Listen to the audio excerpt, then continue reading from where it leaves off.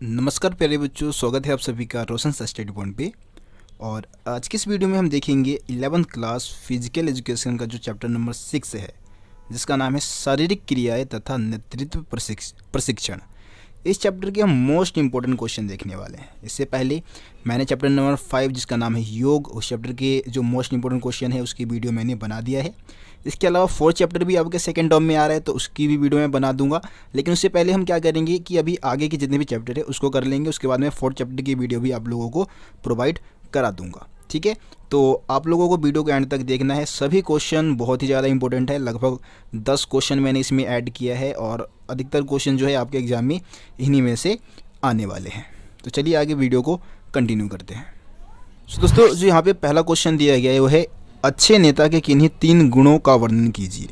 जो अच्छा नेता होता है, यहाँ पे हम राजनीतिक लीडर की बात नहीं कर रहे हैं, बल्कि खेल में जो भी कप्तान होते हैं, है ना। खेल में भी तो भाई लीडर को चुना जाता है, कप्तान भी क्या है कि लीडर ही है। तो अगर खेल में कोई नेता चुना जाता है तो उसके क्या गुण होने चाहिए, उसके अंदर ऐसी क्या योग्यताएं होनी चाहिए या कौन सी विशेषता उसके अंदर होनी चाहिए, उसकी हम यहाँ पे बात कर रहे हैं कि अच्छे नेता के गुण क्या होने चाहिए। देखिए, यहाँ पे सबसे पहला पॉइंट दिया गया है आकर्षक रूप। अब आकर्षक रूप का मतलब ये नहीं कि वो बहुत ज़्यादा दिखने में सुंदर हो। आकर्षक रूप का मतलब है कि उसके चेहरे पे एक विशेष किस्म का चमक होना चाहिए। ऐसा नहीं है कि चेहरा हमेशा मुरझाया हुआ रहता हो और हमेशा मतलब मरा हुआ दिखता हो, ऐसा कुछ नहीं। एक आकर्षक रूप होना चाहिए, ठीक है, ये आप बता दें। इसके अलावा दूसरा है बुद्धिमान, है ना। भाई नेता, अगर आप किसी को कप्तान आप अपना चुन रहे हो, किसी को अपना लीडर बना रहे हो, तो बुद्धिमान भी होना चाहिए, है ना, जिससे कि वो क्या करे, सही फैसले ले, है ना। जब समस्याएं हो तो समस्याओं को सही ढंग से सुलझाने का काम करे, है ना। तो ये बुद्धिमान हो गया। इसके अलावा रचनात्मक हो। रचनात्मक यानी कि वो सभी काम को रचनात्मक या सृजनात्मक तरीके से, अच्छे तरीके से काम को प्रतिपादित करे, विचारों को सही तरीके से प्रतिपादित करे, ठीक है। इसके अलावा कर्मठ होना चाहिए। कर्मठ यानी कि यार जिस चीज़ को उसने ठान लिया ना, उसको करके माने, ठीक है। तो ये चीज़ हर एक लीडर के अंदर, हर एक कप्तान के अंदर होना चाहिए। इसके अलावा मैत्री व स्नेह, मैत्रीपूर्ण व्यवहार करे सभी के साथ, जितने भी लोग हैं उनके साथ क्या करे, मैत्रीपूर्ण व्यवहार करे, स्नेह रखे, प्यार मोहब्बत के साथ रहे। यही क्या है, एक अच्छे नेता की विशेषता है। इसके अलावा भी बहुत सारे पॉइंट्स आप लिख सकते हैं। वैसे 3 मार्क्स में क्वेश्चन आने वाला है, यहाँ पे मैंने 5 पॉइंट बता दिया। अगर 5 में भी आता है तो आप ये 5 पॉइंट लिख सकते हैं, जैसे कि आकर्षक रूप होना चाहिए, बुद्धिमान होना चाहिए, रचनात्मक कुछ उसके पास कला होनी चाहिए, है ना, कर्मठ होना चाहिए और मैत्रिक व स्नेह पूर्ण उसका व्यवहार होना चाहिए। ये एक अच्छे नेता की विशेषता हो गई, अच्छे नेता के गुण, ठीक है। उसके बाद हम बात करते हैं ट्रैकिंग के विभिन्न प्रकारों का वर्णन कीजिए, ठीक है। अब ये ट्रैकिंग होता है क्या है, देखिए यहाँ पे अगर आप चित्र में देखेंगे तो ट्रैकिंग होता है पहाड़ों पे चढ़ना, ठीक है। इस चित्र को आप देख सकते हैं, इसको हम क्या बोलते हैं, ट्रैकिंग बोलते हैं। पहाड़ों पे चढ़ा जाता है, ठीक है। अब ये ट्रैकिंग ना कई प्रकार के हो सकते हैं। यहाँ पे ट्रैकिंग के प्रकार आपसे पूछा गया है, तो देखिए सबसे पहले आसान ट्रैकिंग। अभी आसान ट्रैकिंग क्या है भाई, अब आसान ट्रैकिंग ऐसे ट्रैकिंग है जो कि ज़्यादा ऊंचे चट्टानों पर नहीं चढ़ा जाता है, मतलब ज़्यादा कठिन नहीं होता है, ठीक है। ऊंचे चट्टानों पे हम नहीं चढ़ते इसमें। ऐसे जो ट्रैक सामान्य सभी पर्वत श्रृंखला में पाए जाते हैं, मतलब ज़्यादा ऊंचाई पे नहीं जाते हैं, ठीक है। और सिंपल प्लेन जो पर्वतमाला होता है उस पर चढ़ते हैं। इसी प्रकार की ट्रैकिंग विशेषकर एक ऐसे अकेले व्यक्ति द्वारा की जाती है, ठीक है। या अकेले व्यक्ति भी इसको कर सकते हैं जिसे ट्रैकिंग का कोई अनुभव नहीं होता है। मतलब जो आसान ट्रैकिंग है उसको कोई भी कर सकता है, जिसको सही में ट्रैकिंग का अनुभव नहीं है, पहाड़ों पर चढ़ने का अनुभव नहीं है, वो भी ऐसे ट्रैकिंग कर सकता है। उसके बाद है मध्यम ट्रैकिंग, है ना। अब मध्यम ट्रैकिंग क्या होता है भाई, मध्यम ट्रैकिंग पर चट्टान जो मध्य ट्रैकिंग है, वो चढ़ाई जो है वो एक तरीके से आसान जो ट्रैकिंग है ना, उससे थोड़ा कठिन होता है, थोड़ा चुनौतीपूर्ण होता है। इस ट्रैकिंग के लिए प्रतिभागी को अपेक्षाकृत अपने शारीरिक शक्ति की आवश्यकता होती है, मतलब थोड़ा ज़्यादा पावर की ज़रूरत होती है इसमें। यह ट्रैकिंग थोड़ी सी ऊंचाई वाले स्थानों पर आयोजित की जाती है, मतलब उससे जो आसान ट्रैकिंग है ना उससे थोड़ा कठिन होता है। कहने का मतलब है थोड़ी सी ऊंचाई वाले चट्टानों पे इसको आयोजित किया जाता है। उसके बाद हम तीसरा देखते हैं कर्मठ तथा विकट ट्रैकिंग, है ना। कर्मठ यानी कि जो थोड़ा कठिन होगा, ठीक है। अब ऐसे जो ट्रैकिंग है, मतलब ये जो कर्मठ या फिर जो विकट ट्रैकिंग है, एक तरीके से जो 50 मीटर अथवा उससे जो ज़्यादा की जो ऊंचाई है ना वहाँ पे आयोजित की जाती है, ठीक है। पहाड़ों पे की जाएगी, ज़्यादा ऊंचाई वाले जो पहाड़ी मतलब पहाड़ियाँ है उस पर चढ़ाई करना होता है इसमें, तो ये थोड़ा कठिन होता है, ठीक है। उसके बाद है कठिन ट्रैकिंग।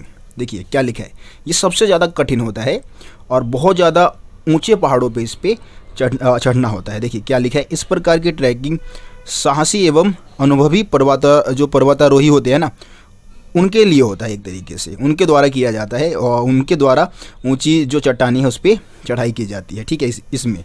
और इसके अलावा इस प्रकार की जो ट्रैकिंग है वो 1 माह से अधिक का समय लगता है। मतलब ऐसे ट्रैकिंग जो कठिन ट्रैकिंग है उसको पूरा करने में 1 माह से अधिक, 1 महीने से ज़्यादा समय लगता है।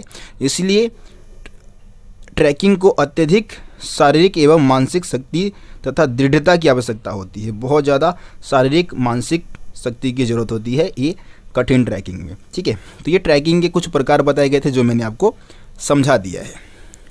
अब क्वेश्चन नंबर 3 देख लेते हैं। क्वेश्चन नंबर 3 क्या दिया गया, देखिए क्वेश्चन नंबर 3 दिया गया है, ट्रैकिंग के दौरान कौन सी सुरक्षा उपायों को ध्यान में रखना चाहिए। जब आप ट्रैकिंग करेंगे, मतलब पहाड़ों पे आप चढ़ाई करेंगे, तो उस समय आपको कौन सी सुरक्षा उपायों को ध्यान में रखना है। ठीक है, देखिए यहाँ पे बहुत सारे पॉइंट लिखे हुए हैं, जैसे कि पैरों में क्या करना है, आपको समुचित जूते पहनने हैं ना, जूते पहन के चलना है आपको। इसके अलावा कीटों द्वारा काटे जाने से बचने के लिए पूरी बाजू की जो कमीज होती है वो आपको पहनना है, या पूरी बाजू का जो टी शर्ट है उसको पहनना है ना। ट्रैकिंग करते समय आप पत्ते और फूल नहीं खाने हैं, क्योंकि भाई जहरीले भी हो सकते हैं, बहुत सारे पत्ते और फूल जहरीले होते हैं, तो आपको ट्रैकिंग करते समय इनको नहीं खाने हैं, है ना। इसके अलावा गंतव्य स्थान की मौसम की रिपोर्ट की जानकारी होना चाहिए। आप जहाँ जाना चाहते हैं और या जहाँ से आप यात्रा कर रहे हैं उसके वहाँ का जो मौसम है ना, उसके बारे में आपको ज्ञान होना चाहिए। इसके अलावा आवश्यक सामग्री के साथ जाना है, जो भी ज़रूरतमंद चीज़ें हैं, पानी है, खाना है, वो सारी चीज़ें आपको अपने साथ रख के जाना है। इसके अलावा बरसात के मौसम में ट्रैकिंग नहीं करना, क्योंकि पहाड़ों पर फिसलन हो सकती है या फिर और भी बहुत सारी समस्याएँ आपको पहाड़ों पर देखने को मिल सकती है। तो मौसम मतलब बरसात के मौसम में आपको ट्रैकिंग नहीं करनी। इसके अलावा हृदय तथा फेफड़े संबंधित बीमारियों से पीड़ित व्यक्ति को भी ट्रैकिंग नहीं करना चाहिए, क्योंकि सांस की बीमारी हो सकती है ना भाई। अब पहाड़ों पे चढ़ते समय आपका सांस फूलेगा और जितनी ज़्यादा ऊपर आप जाएंगे ऑक्सीजन की मात्रा भी कम होती जाएगी, तो ऐसे व्यक्तियों को ट्रैकिंग नहीं करनी चाहिए। तो ये सारी चीज़ें हैं जो कि आपको ट्रैकिंग करते समय ये सारी सावधानी आपको बरतनी चाहिए, मतलब सुरक्षा के ये सारे उपाय हैं। ठीक है, आगे बढ़ते हैं हम, अगला क्वेश्चन देखते हैं। अगला क्वेश्चन है, साहसिक क्रियाकलापों के दौरान क्या करना चाहिए तथा क्या नहीं करना चाहिए। ठीक है, सूची बनानी है आपको। मतलब जब कोई भी साहसिक क्रियाकलाप करते हैं जिसमें बहुत ज़्यादा साहस की ज़रूरत होती है, बहुत ज़्यादा मतलब जोश की ज़रूरत होती है, बहुत ज़्यादा पावर की ज़रूरत होती है, तो जैसे कि ये पर्वतारोहण की हम बात कर सकते हैं, है ना, ये भी तो साहसिक क्रियाकलाप में ही आ गया एक तरीके से। तो ऐसे क्रियाकलाप को करते समय कौन कौन सी मतलब क्या हमें करना चाहिए और क्या नहीं करना चाहिए, उसके बारे में आपको बताना है। तो देखिए, सबसे पहले तो भाई कोई भी साहसिक क्रियाकलाप करेंगे तो आपको कौन से कार्य करने हैं, करने वाले कार्य सबसे पहले बताए गए हैं। देखिए, सबसे पहले क्या करना है, साहसिक गतिविधियों को किसी प्रशिक्षित मार्गदर्शन की निगरानी में ही करना है। ठीक है, मतलब कोई ऐसा कोच हो, कोई ऐसा टीचर हो जो कि आपको प्रशिक्षित करे, जिसको उस चीज़ के बारे में नॉलेज है, उस चीज़ के बारे में ज्ञान है, वैसे व्यक्ति की निगरानी में ही आपको काम को करना है, साहसिक क्रियाकलापों को करना है। इसके अलावा गतिविधियों को करने वाले रास्ते व जगह का संपूर्ण ज्ञान होना चाहिए, है ना। जिस रास्ते से आप कोई भी साहसिक क्रियाकलाप, मान लिया आप पर्वतारोहण कर रहे हैं, ट्रैकिंग कर रहे हैं, तो उस समय आपको अपने रास्ते के बारे में, अपने जगह के बारे में पूरा ज्ञान होना चाहिए। ठीक है, इसके अलावा भागीदारों की सुरक्षा का ध्यान रखना तथा प्रथम उपचार का इंतजाम करना। जो भी आपके साथ जो भी व्यक्ति भागीदार है आपके साथ साहसिक क्रियाकलाप में, तो उनके उपचार का आपको ध्यान रखना है। ठीक है, इसके अलावा गुणवत्ता वाले मतलब अच्छे किस्म के जो भी उपकरण हो सकते हैं जो कि आपकी सहायता करेंगे, ऐसे उपकरण आपको अपने साथ रखना है। इसके अलावा कैंपेनिंग के दौरान किसी भी प्रकार की मौसम का सामना करने हेतु तैयारी रखना। मतलब अगर कैंपेनिंग आप कर रहे हैं, कहीं भी कोई भी कैंपेनिंग आप कर रहे हैं, तो उसमें मौसम में बदलाव हो सकता है या कुछ भी परिवर्तन हो सकता है, कुछ भी बदलाव आने के जो भी समस्या आएगा, तो उसका समाधान हेतु आपको पहले से क्या करना है, तैयारी करके रखना है। इसके अलावा नष्ट होने योग्य तथा नष्ट ना होने वाले जीव पदार्थों के लिए कूड़ेदान का इंतजाम करना है। मतलब कि कौन सी ऐसे वस्तुएं जो कि नष्ट हो जाएंगी, जो वस्तु अगर नष्ट नहीं हो सकते हैं फेंकने के बाद भी, तो उसके लिए कूड़ेदान की इंतजाम आपको करना होगा। ठीक है, इसके अलावा कैंप साइट पर आपको क्या करना है, साफ़ सफाई का भी ध्यान रखना है। जहाँ भी आप कैंप लगाएंगे तो वहाँ पे साफ़ सफाई का पूरा ध्यान रखना है। कैंपेनिंग के दौरान जंगल व पहाड़ों में आग का सावधानी से इस्तेमाल करना। अगर आप आग कहीं लगाते हैं तो उसको सही से बुझा दिए। अगर आप लगा के आग आपने लगा दिया, उसको छोड़ दिया, तो हो सकता है पूरे जंगल में क्या लग जाए, आग लग जाए। तो इसका भी आपको क्या करना होगा, ध्यान रखना होगा। अब ना करने वाले कार्य की बात की गई है कि भाई कैंपेनिंग मतलब जो भी आप साहसिक क्रियाकलाप करते हैं तो उस समय आपको कौन से कार्य नहीं करने चाहिए। तो जो आपका कैंप है ना, कैंप साइट पर आपको क्या करना है, खाली बोतल तथा खाने के पदार्थ नहीं फेंकने। जहाँ पे आपने कैंप लगाया है वहाँ पे आपको कोई भी बोतल, प्लास्टिक का बोतल है या फिर खाने के जो पदार्थ है उसको नहीं फेंकने हैं। नदियों और तालाबों में कपड़े और बर्तन ना धोए, ठीक है। जहाँ नदी और तालाब है वहाँ पे आप अपने नदी के अंदर ही मतलब अपने कपड़े और वगैरह बर्तन वगैरह ना धोना स्टार्ट कर दे, कहीं साइड में लेकर जाए पानी को, वहाँ पे जाके आप धोए, ठीक है। ये ज़्यादा अच्छा रहेगा। इसके अलावा पहाड़ों भी टॉफ़ी के जो भी रैप्ट होते हैं या फिर एल्युमिनियम फॉयल, ठीक है, या प्लास्टिक कैनल के जो बोतल होते हैं उसको ना फेंके, है ना। जो भी प्लास्टिक वगैरह चीज़ें हैं ये सारी चीज़ें आपको नहीं फेंकना चाहिए। इसके अलावा नदी के किनारे शौचालय का इस्तेमाल ना करें, ठीक है। शौचालय ना करें आप नदी किनारे, नहीं तो भाई नदी का पानी भी दूषित होगा, जाहिर सी बात है। इसके अलावा इस्तेमाल किए हुए जो भी रेन कोट होते हैं या फिर कपड़े हुए उनको ना छोड़े आप, ठीक है। और कैंपेनिंग के क्षेत्र के आसपास पेड़ों को ना काटे और पानी पीने मतलब जो पानी पीने लायक है उसको आप प्रदूषित ना करें। इसके अलावा ध्वनि प्रदूषण से जीव जंतुओं को परेशान ना करें, ठीक है। तो ये सारी चीज़ें आपको क्या कर मतलब ये सारी चीज़ें आपको नहीं करनी है। कोई भी साहसिक क्रियाकलाप को करते समय ये सारी चीज़ें आपको नहीं करनी है, ठीक है। इसको याद कर ले, इंपॉर्टेंट क्वेश्चन है, वैसे ही सारे पॉइंट आप याद कर सकते हैं। इसका जो PDF है आपको टेलीग्राम पे भी मैं प्रोवाइड करा दूंगा, वहाँ से आप डाउनलोड जरूर कर ले इसको, ठीक है। उसके बाद आगे देखते हैं हम क्वेश्चन नंबर 5।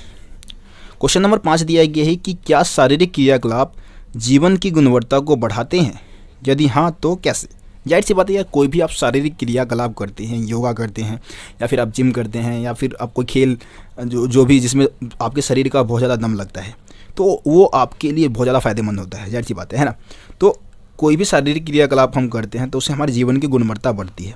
जैसे कि हृदय के स्वास्थ्य में सुधार आता है। सबसे पहली बात क्या होगा, हमारे हृदय के स्वास्थ्य में सुधार आएगा, है ना। रक्तचाप का स्तर क्या होगा, कम हो जाएगा। जो कोलेस्ट्रॉल होते हैं वो हमारे शरीर से एक तरीके से हमारे शरीर में कम हो जाएंगी। और जो अच्छे कोलेस्ट्रॉल जो होते हैं उसका जो स्तर है वो बढ़ जाता है ना। इसके अलावा हृदय घात की जो संभावना है वो कम हो जाता है, ठीक है। तो ये हमारे हृदय में भी बहुत ज़्यादा मतलब एक तरीके से फ़ायदा पहुंचाता है, हृदय के स्वास्थ्य पे फ़ायदा पहुंचाता है। इसके अलावा मानसिक स्वास्थ्य में भी बहुत ज़्यादा फ़ायदा हमारे को देखने को मिलता है, ठीक है। शारीरिक क्रियाकलाप आप अच्छे से कर पाते हैं, ये सारी चीज़ें आप बता दें। ऑक्सीजन संचालन में वृद्धि हो जाती है, ऊर्जा का स्तर बढ़ जाता है हमारे शरीर में, ठीक है। अब मानसिक रूप से हम ज़्यादा स्वस्थ हो जाते हैं, ठीक है। तो ये सारी चीज़ें आप बता देंगे। इसके अलावा आप अपने वजन पर नियंत्रण कर सकते हैं। भार नियंत्रण में क्या करता है, ये सहायता करता है, ठीक है। तो ये सारी चीज़ें आप इसमें बता दें। उसके बाद हम क्वेश्चन नंबर 6 देखते हैं। क्वेश्चन नंबर 6 दिया गया है पैराग्लाइडिंग, ठीक है। पैराग्लाइडिंग करते समय सुरक्षा उपाय लिखिए। पैराग्लाइडिंग मतलब होता है कि पैराशूट के माध्यम से जो जंप करते हैं ना उसी को पैराग्लाइडिंग कहा जाता है। आप लोगों ने कई बार देखा भी होगा, पैराशूट लेके कई लोग उड़ते हैं या फिर कई लोग पैराशूट से जहाज़ के माध्यम से नीचे कूदते हैं, तो वो पैराग्लाइडिंग होता है, ठीक है। तो पैराग्लाइडिंग करते समय सुरक्षा उपाय के बारे में यहाँ पे आपको बताना है। पॉइंट्स को हम देख लेते हैं क्या लिखा गया है। पहला पॉइंट दिया गया है कि अपने आप को पैराग्लाइडिंग सिखाने की कोशिश ना करें, यह अत्यधिक खतरनाक हो सकता है। मतलब अपने आप को खुद ही आप पैराग्लाइडिंग सिखाने की कोशिश ना करें, किसी प्रशिक्षित व्यक्ति है उससे आप सीखने की कोशिश करें, ठीक है। अपने आप सीखने की कोशिश ना करें, ये आपके लिए बहुत ही ज़्यादा खतरनाक हो सकता है। इसके अलावा एक पूर्णतः प्रशिक्षित पैराग्लाइडिंग प्रशिक्षण से ही पैराशूट उड़ाना सीखे। जो मतलब एक अच्छा ट्रेनर हो जो आपको अच्छी ट्रेनिंग दे, उससे ही आपको सीखना चाहिए, ठीक है। इसके अलावा एक पंजीकृत क्लब के साथ ही पैराग्लाइडिंग करें। मतलब एक पंजीकृत जो रजिस्टर्ड क्लब जो है जो सही से सिखाता है पैराग्लाइडिंग, उससे ही आपको सीखना है, ठीक है। यदि आप नए हैं तो प्रयोग किए हुए उपकरण ना खरीदें जब तक कि आपके प्रशिक्षक के द्वारा पूर्ण रूप से चेक ना कर लिए गए हो। मतलब अगर आप नए हैं, आप नए नए पैराग्लाइडिंग सीख रहे हैं, तो आप ऐसे उपकरण ना खरीदें जो पहले से उपयोग में लाया गया है। अगर ऐसा खरीदते हैं तो भाई जो आपका टीचर है, जो प्रशिक्षक है, उससे सही से चेक करवा ले, उसके बाद खरीदें, ठीक है। इसके अलावा पैराग्लाइडिंग करते समय सभी सुरक्षा उपकरण जैसे कि फ्लाइट सूट है या हेलमेट वगैरह है, वो सब आपको पहनना है। इन सबको चीज़ों को पहनना ना भूलें, ठीक है। इसके अलावा लॉन्चिंग करते समय, जब भी आप लॉन्च करते हैं, ठीक है, लॉन्च हो रहे हैं आप, जैसे आप पैराग्लाइडिंग कर रहे हैं, तो उस समय आपको मौसम की सही जानकारी रखना है। मौसम के बारे में आपको जानकारी प्राप्त कर लेना चाहिए। उड़ान का वह स्तर ना करने की कोशिश करें जो अधिक अनुभव के स्तर के परे हो। मतलब इतना ऊंचा आप ना उड़े जो कि आपने कभी अनुभव ही ना किया हो, जिसका आपको अनुभव नहीं है, ठीक है। तो ये सारी चीज़ें हैं, ये सारे पॉइंट्स आपको पैराग्लाइडिंग करते समय जो सुरक्षा उपाय है उसमें आपको बताने हैं। अब बात करते हैं हम क्वेश्चन नंबर 7 की। क्वेश्चन नंबर 7 दिया गया है, पर्वतारोहण के दौरान सुरक्षा उपायों को बताइए। जब पर्वतारोहण करते हैं, मतलब पहाड़ों पे आप चढ़ाई करते हैं, तो उस समय कौन से सुरक्षा उपाय आपको करने चाहिए, ठीक है। सबसे पहले भाई वही आपको मौसम का अनुमान लगा लेना है भाई, मौसम के बारे में जानकारी जुटा लो आप सबसे पहले। इसके अलावा दवाएं तथा प्राथमिक चिकित्सा की जो किट है ना, दवाई वगैरह आप रख ली, जो भी चिकित्सक किट है वो आप अपने साथ लेकर जाए। इसके अलावा अधिक ऊंचाई वाली बीमारी होने पर तुरंत नीचे आना। मतलब अधिक ऊंचाई वाली कोई बीमारी है आपको, जैसे कि ऊपर चढ़ते ही आपको सांस की बीमारी हो जाती है, कोई और बीमारी है, तो आप ऐसा ना करें, आप पर्वतारोहण नहीं करें, आप पहाड़ों पे ना चढ़े, ठीक है। इसके अलावा तापमान कम होना या हाइपोथर्मिया जैसी कोई, मतलब आपको खतरनाक बीमारी है, जैसे शरीर का सूखना, जिसको शरीर भाई सूख जाता है ज़्यादा ऊपर चढ़ने के बाद, तो आप पर्वतारोहण आप ना करें तो ही अच्छा रहेगा, ठीक है। इसके अलावा आसपास के स्थान का निरीक्षण करना, आप आसपास के स्थानों का निरीक्षण कर ले, सही तरीके से उसके बारे में जानकारी जुटा ले, ठीक है। बार बार पानी पीते रहे आप, कहीं पानी की कमी ना हो जाए, आपका शरीर सूख ना जाए, है ना। इसके अलावा पूर्ण रूप से आप क्या हो, शारीरिक रूप से क्या हो, पुष्ट हो, मतलब मजबूत हो, हट्टे कट्टे हो, जब भी जाके आप पर्वतारोहण करें, ठीक है। ये सारे सुरक्षा उपाय है जो कि एक पर्वतारोही को ये सारी चीज़ें ध्यान में रख के ही पहाड़ों पे चढ़ना चाहिए, ठीक है। तो मैं उम्मीद करता हूँ आपको ये भी समझ में आ गया होगा। दोस्तों क्वेश्चन नंबर हम 8 देखते हैं। क्वेश्चन नंबर 8 दिया गया है, रिवर राफ्टिंग करते समय सुरक्षा उपायों का वर्णन करना है यहाँ पे आपको। तो सबसे पहले हम समझ लें रिवर राफ्टिंग होता क्या है। देखिए ये जो है ये भी एक प्रकार का साहसिक गेम है, जिसमें क्या होता है कि ग्रुप बना के लोग क्या करते हैं, एक नाव पे सवार हो जाते हैं और उसको जो खतरनाक जो जलधाराएं होती है, बहती हुई जलधारा, उसमें नाव को चलाया जाता है, ठीक है। मैं ऋषिकेश गया था तो वहाँ पर मैंने देखा था इस गेम को। तो यहाँ पे तो आपको सुरक्षा उपाय बताने हैं कि अगर ये गेम खेल रहे होते ना तो उस समय कौन से सुरक्षा उपाय रखने चाहिए, उपाय करने चाहिए। यहाँ पे सबसे पहले तो भाई देखो, अकेले जाने से सदैव बचना है। इस गेम को अकेले नहीं खेला जाता, हमेशा ग्रुप में खेला जाता है। अच्छे तैराक की योजना होना चाहिए, मतलब तैरने का अच्छा तरीका, अच्छा योजना आपके पास होना चाहिए। इसके अलावा क्योंकि कभी भी आपका नाव पलट सकता है, तो तैरने का अनुभव होना चाहिए। जीवन रक्षक जैकेट व हेलमेट पहनना बहुत ज़रूरी है, क्योंकि आप कभी भी डूब सकते हैं जलधारा में, कभी भी आपकी जो नाव है वो पलट सकती है। तो इसलिए जीवन रक्षक जैकेट और हेलमेट पहनना बहुत ही ज़रूरी है। इसके अलावा नदियों की वर्गीकृत करने की उचित योजना होनी चाहिए कि भाई कहाँ से नदियाँ जो है वर्गीकृत होती है, बढ़ती है, इसका सही अनुभव होना चाहिए। इसके अलावा रिवर जो राफ्टिंग है उसमें क्या होता है कि प्रयोग किए जाने वाली उपकरणों की जांच करनी चाहिए। जो भी आप उपकरण इस्तेमाल करेंगे उसके बारे में आप पहले से जांच कर ले। अंधेरा होने पर ये गेम आपको नहीं करना है, ये गेम आपको नहीं खेलना। इसके अलावा राफ्टिंग से पहले आपको क्या करना है और बाद में आपको तरल पदार्थों का सेवन करना है, ठीक है। तो ये सारे पॉइंट्स आपको रिवर राफ्टिंग में जो भी सुरक्षा उपाय है उसमें आपको बताने हैं, ठीक है। अब हम क्वेश्चन नंबर 9 देखेंगे। क्वेश्चन नंबर 9 दिया गया है, साहसिक खेल का अर्थ तथा इसका उद्देश्य बताइए। जो साहसिक खेल है ना उसका अर्थ समझाना है सबसे पहले, और एक तरीके से उसका उद्देश्य भी आपको बताना है। देखिए लिखा क्या है, साहसिक खेल ऐसे खेल जिसमें अत्यधिक रोमांच मतलब समझते हैं ना, मज़ा, जोश तो समझते ही होगे भाई, है ना, मनोरंजन और जोखिम के साथ स्वयं के विरुद्ध क्या किया जाता है, प्रतिस्पर्धा किया जाता है, कंपटीशन किया जाता है, खुद से ही कंपटीशन करना, है ना। ये क्या है, साहसिक खेल का अर्थ है। अब यहाँ पे उद्देश्य पूछा गया, हम सीधा उद्देश्य देख लेते हैं भाई। साहसिक खेल को मतलब करने का उद्देश्य क्या है। देखिए, एक तो रोमांच, उत्तेजक, है ना, मनोरंजन गतिविधि, ये सारी चीज़ें आप रोमांच का मज़ा ले सकते हैं, आपका मनोरंजन हो सकता है, ठीक है, ये हो गया। इसके अलावा प्राकृतिक वातावरण से जुड़ाव, जितने भी आपको साहसिक खेल है वो कहीं ना कहीं आपको प्राकृतिक वातावरण से जोड़ता है ना। आत्म मूल्यांकन में आपको सहायता करता है, आपको अपने बारे में बताता है कि आपके अंदर जो योग्यता है उसके बारे में आपको बताता है, आत्म मूल्यांकन की बात की गई है। इसके अलावा डर से उभरना और आत्मविश्वास, आप ये साहसिक खेल करेंगे ना तो आपके अंदर का जो डर है वो ख़त्म हो जाएगा, आपके अंदर आत्मविश्वास आएगा, ठीक है। निर्णय लेने की क्षमता का विकास होगा, अगर आप किसी मुसीबत में फंस गए तो उस समय किस तरीके के अच्छे निर्णय आप ले सकते हैं उसका भी आपको पता लगने लग जाएगा, वो भी क्षमता विकसित हो जाएगी। इसके अलावा ऊर्जा का उचित इस्तेमाल होगा, प्रयोग होगा, तनाव मुक्त हो सकते हैं आप, है ना, ऐसे खेल करके। इसके अलावा ज्ञानवर्धक है, आपको नॉलेज भी बढ़ाएगा, जीवन के प्रति सकारात्मक सोच, जीवन के प्रति आपको सकारात्मक सोच उपलब्ध कराएगा ये भी साहसिक खेल, ठीक है। जो भी साहसिक खेल जैसे कि पर्वतारोहण है और भी बहुत सारे जो गेम होते हैं ना उसकी हम बात कर रहे हैं।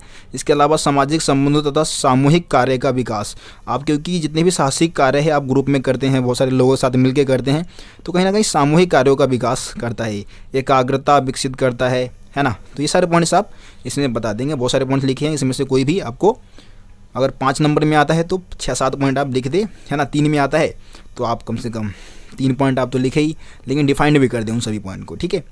ये हो गया। अब आखिरी क्वेश्चन देखते हैं। आखिरी क्वेश्चन है जिसमें आपको 2 ऐसे मतलब साहसिक खेल दिए गए हैं, उस पर टिप्पणी लिखनी है आपको, ठीक है। सबसे पहले रॉक क्लाइंबिंग होता है क्या है, देखिए, सर्वाधिक खतरनाक खेल क्रियाकलापों या गतिविधि में से एक है ये रॉक क्लाइंबिंग, सर्वाधिक खतरनाक खेल और क्रियाकलापों में से एक है। अत्यधिक मानसिक नियंत्रण, फुर्ती, लचीला, सहन शक्ति, है ना, अत्यधिक मानसिक नियंत्रण की ज़रूरत होती है, इसमें फुर्ती की ज़रूरत होती है, लचीलेपन की ज़रूरत होती है, सहन शक्ति की ज़रूरत होती है ना। ये सारी योग्यता आपके अंदर होनी चाहिए जब भी आप रॉक क्लाइंबिंग कर सकते हैं। देखिए वास्तव में है क्या, ये खेल कैसे खेलते हैं, देखिए लिखा गया है, वास्तव में यह एक ऐसा क्रियाकलाप है जिसमें प्रतिभागी जो भी मतलब एक तरीके से इस गेम में भाग लेगा प्राकृतिक चट्टानों तथा कृत्रिम चट्टानों पर चढ़ता है। जो भी प्राकृतिक चट्टान यानी कि जो प्राकृतिक रूप से बने हुए, और कृत्रिम चट्टान यानी कि जो मनुष्य ने खुद बना रखे हैं इस गेम का आयोजन करने के लिए, तो उस पर चढ़ता है ना। इस खेल की कठिनाई का स्तर चट्टान के झुकाव पर निर्भर करता है कि कोई भी चट्टान कितना ज़्यादा झुका हुआ है, ज़्यादा उठा होगा तो ज़्यादा मेहनत लगेगा चढ़ने में, है ना, जाहिर सी बात है। इसके अलावा आगे देखते हैं क्या लिखा है। इसमें चढ़ाई का कई प्रकार, इसमें जो चढ़ाई है वो कई प्रकार की होती है, जैसे कि एंड क्लाइंबिंग, फ्री क्लाइंबिंग, इसके अलावा टेड अथवा पारंपरिक क्लाइंबिंग, ये सारे इसके प्रकार है, इस गेम के प्रकार के नाम दे रखे हैं, ठीक है। तो ये सारे पॉइंट्स हो गए इसके। अब हम देखते हैं कैंपिंग क्या होता है। अब कैंपिंग तो आज बहुत आसान है ना, जिसमें क्या होता है कि आप मनोरंजन के लिए, है ना, आउटडोर क्रियाकलाप एक तरीके से है, जिसमें मनोरंजन के लिए आप क्या करते हो, अपने निवास स्थान को छोड़कर प्रकृति का आनंद लेने के लिए कहीं दूर जाते हो, है ना, कहीं दूर जो आप रातें हैं एक तरीके से आप मतलब रहते हैं, वहाँ पे अपनी रातें बिताते हैं और कैंप लगाते हैं, है ना। खुले में आप क्या करेंगे, कैंप लगाएंगे। यह एक सुनियोजित व्यवस्थित तथा उद्देश्यपूर्ण कार्यक्रम है जिसमें व्यक्ति अपने सहभागी, जिन्हें कैंपर्स कहा जाता है, ठीक है, के साथ अन्य क्रियाकलाप जैसे कि हाइडिंग, ट्रैकिंग, पर्वतारोहण, रॉक क्लाइंबिंग जिसकी हम ऊपर अभी बात कर रहे थे, बाइकिंग, ये सारी चीज़ें करते हैं और आनंद लेते हैं। इसी को हम क्या बोलते हैं, कैंपिंग बोलते हैं, ठीक है। तो ये हो गया आपका, ये क्वेश्चन नंबर आपका 10 था, ठीक है, जिसमें आपको 2 शब्दों के अर्थ बताने थे, रॉक क्लाइंबिंग और कैंपिंग, ठीक है। तो ये 10 क्वेश्चन है जो कि इस चैप्टर के इंपॉर्टेंट क्वेश्चन थे जो मैंने आपको समझा दिए हैं। बाकी आगे के जो चैप्टर की जो वीडियो है आपको प्रोवाइड करा दिया जाएगा तेज़ी में, ठीक है, क्योंकि सेकंड टर्म के एग्ज़ाम आपके बहुत ज़्यादा करीब आ चुके हैं, तो भी वीडियोस आपको मिलना स्टार्ट हो जाएंगे। चैनल को अगर सब्सक्राइब नहीं किया है तो सब्सक्राइब करो, वीडियो को ज़्यादा से ज़्यादा शेयर करो अपने दोस्तों को, ताकि आपके जो दोस्त है वो भी इस वीडियो के माध्यम से अपना फ़ायदा उठा सके। तो चलिए दोस्तों, फिर मिलते हैं आप लोगों से अगली वीडियो में, तब तक के लिए जय हिंद, जय भारत।